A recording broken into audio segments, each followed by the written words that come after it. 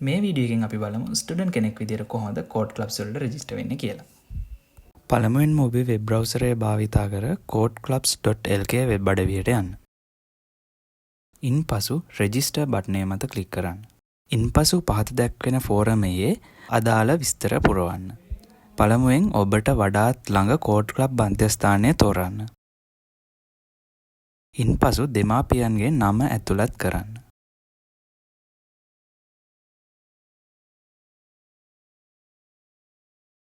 ඉන්පසු දෙමාපියන්ගේ දුරකථන අංකය ඇතුළත් කරන්න.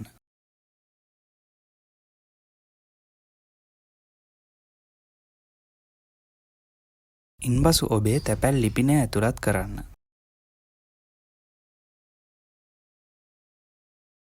ඉන්පසු දරුවාගේ නම ඇතුළත් කරන්න. ඉන්පසු දරුවාගේ ස්ත්‍රී පුරුෂභාවය තෝරන්න. ඉන්පසු දරුවාගේ වයස ඇතුළත් කරන්න.